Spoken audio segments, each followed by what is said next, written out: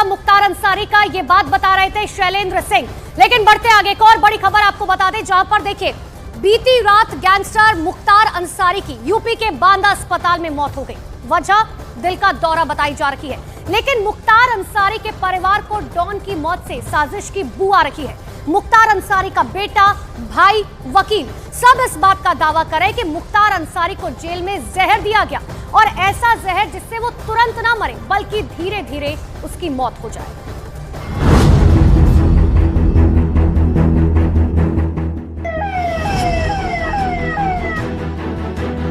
मुख्तार की मौत पर जितने मुंह उतनी बातें। कोई उसे स्लो पॉइजन देने का दावा कर रहा है तो कहीं सियासी बयानों में जहर देने के आरोप लग रहे हैं। लेकिन इन आरोपों के बीच मुख्तार की मौत का सच क्या है? डॉक्टरों की शुरुआती जांच हार्ट अटैक की ओर मौत की वजह का इशारा कर रही है, जबकि मुख्तार का परिवार एक सुर में जहर की साजिश का आरोप लगा रहा है। दावे किए जा रहे हैं कि मुख्तार अंसारी की मौत नहीं, हत्या हुई। परिवार के सदस्य दावा कर रहे हैं कि मुख्तार को जेल के अंदर स्लो पॉइजन देकर के धीमे धीमे मौत की नींद सुलाया गया। मुख्तार अंसारी का परिवार कह रहा है कि मुख्तार अंसारी ने मरने से पहले खुद कोर्ट में डर जताया था कि जेल में उसे मरवाया जा सकता है। परिवार की ओर से दावा किया जा रहा है कि जहर वाली साजिश को लेकर कोर्ट में शिकायत की गई थी। दावा है कि कोर्ट को लिख कर दिया गया था कि जेल में मुख्तार के खाने में जहर मिलाया गया है। परिवार ने 19 मार्च की घटना का जिक्र किया। दावा है कि 19 मार्च को जहर दिए जाने की वजह से मुख्तार की तबीयत बिगड़ने लगी और आखिरकार 28 मार्च की रात मुख्तार ने दम तोड़ दिया। 18 मार्च से उनकी काफी तबीयत खराब चल रही थी। बार बार कहने के बावजूद कोई इलाज नहीं दिया जा रहा था। 25/26 की रात में तो काफ़ी तकलीफ हुई, तो उनको चंद घंटों के लिए मेडिकल कॉलेज लाए और फॉर्मेलिटी करके स्टेबल है कह के वापस कर दिया। मुख्तार का परिवार जिस जहर वाली थ्योरी का दावा कर रहा है, अब उसे लेकर सियासत शुरू हो गई है।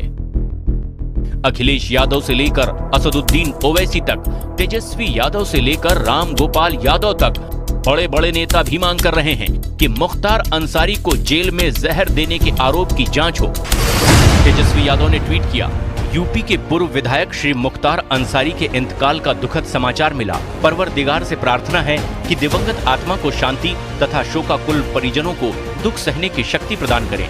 कुछ दिन पूर्व उन्होंने शिकायत की थी कि उन्हें जेल में जहर दिया गया है, फिर भी गंभीरता से नहीं लिया गया। प्रथम दृष्टया ये न्यायोचित और मानवीय नहीं लगता।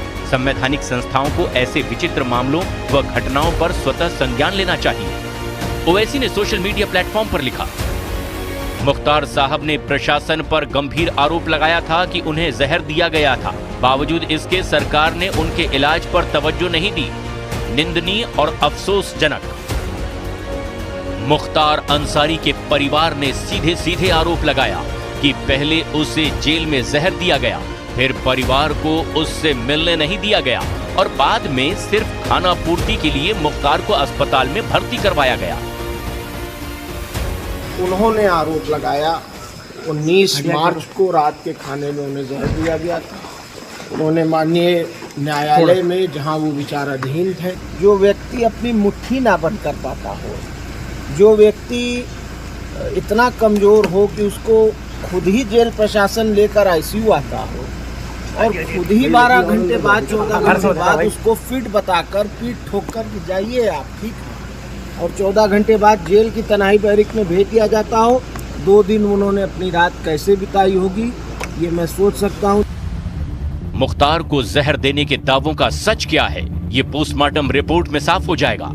लेकिन मुख्तार और उसके गुर्गों के काले कारनामों को करीब से देखने वाले यूपी के पूर्व डीजीपी इसे एक पुरानी घटना से जोड़कर देख रहे हैं। यूपी के डीजीपी रहे ओपी सिंह के मुताबिक जीते जी मुख्तार ने जेल में जहर देने वाला पैंतरा पहले भी आजमाया था, ताकि उसे पंजाब की जेल से यूपी की जेल में शिफ्ट ना किया जाए।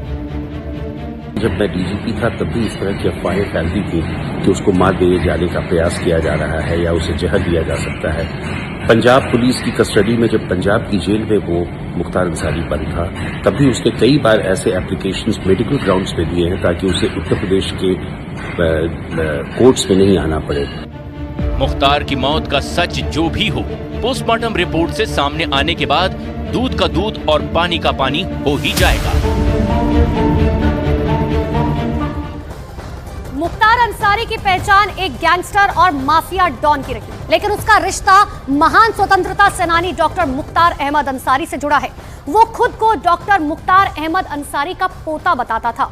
वो मुख्तार अंसारी जिन्हें महात्मा गांधी का बेहद करीबी माना जाता था, जिनकी गिनती कांग्रेस के कद्दावर नेताओं में होती थी।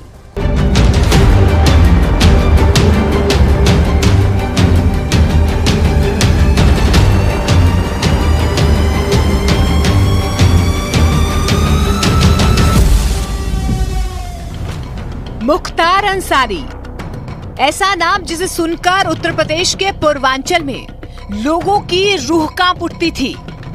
कहा जाता है कि वहां मुख्तार अंसारी की ऐसी तूती बोलती थी, वो जो चाहे, जिसे चाहे और जहां से चाहे चुनाव हरवा या जितवा सकता है। लेकिन ऐसा बदनाम गैंगस्टर खुद को उस शख्स का वंशज बताता था जिसने देश को आजाद करवाने के लिए जमीन आसमान को एक किया ही मेडिकल क्षेत्र में भी बड़ा नाम कमाया। डॉन मुख्तार अंसारी ने कोर्ट में दिए एक हलफनामे में मुख्तार अहमद अंसारी को अपना दादा बताया था। डॉक्टर मुख्तार अहमद अंसारी कांग्रेस के एक बड़े नेता थे। 1926 में वो कांग्रेस के अध्यक्ष तक रहे। अंग्रेजों के खिलाफ लड़ने के साथ डॉक्टर मुख्तार अहमद अंसारी एक बड़े सर्जन भी थे।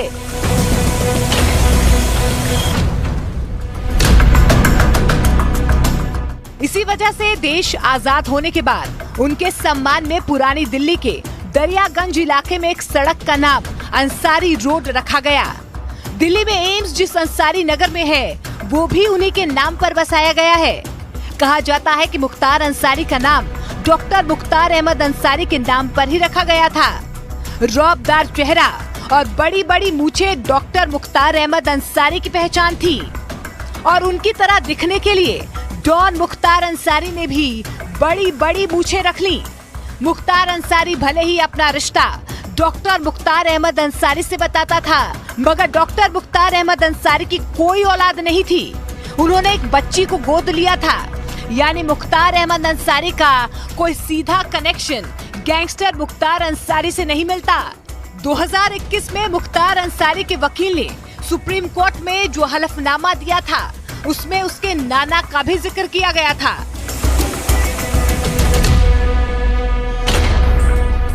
मुख्तार अंसारी ने अपने नाना का नाम मोहम्मद उस्मान बताया था, जो कि सेना में ब्रिगेडियर थे।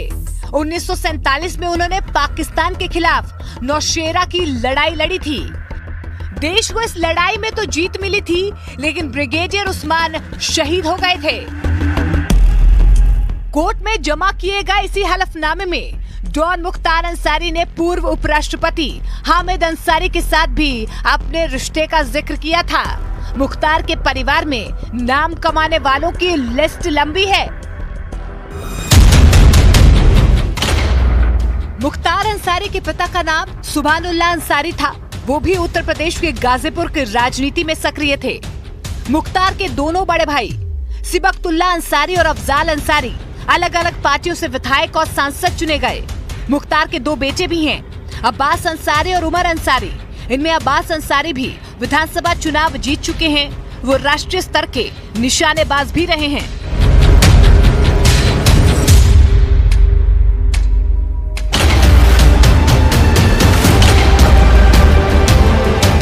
आईसीयू से सीसीयू में भर्ती, यानी सीधे सीधे कहा जाए कि जो दिल संबंधी समस्या है वो बहुत ज्यादा यहाँ पर बढ़ गई है। दरअसल सिलसिलेवार मुख्तार अंसारी का ये पूरा चेकअप जो है, तो बेहोशी के बाद अस्पताल ले जाए गए थे मुख्तार अंसारी। मुख्यालय में दूसरे मामले को लेकर सतर्कता बरतने के निर्देश जो हैं वो दे दिए गए। सबसे पहले तो अब मुख्तार अंसारी की मौत के बाद जो उनकी बॉडी है वो उसको कागजी कार्रवाई की जाएगी। तस्वीर आप देख रहे हैं ये आज की नहीं, इसलिए साइड में कोने में देखिए हमने 26 मार्च की ये तस्वीर भी लिखी हुई है ताकि किसी भी तरह का कोई असमंजस यहाँ पर ना हो। पर ये जो बाकी 4 तस्वीरें हैं वो आज की है मुख्तार अंसारी।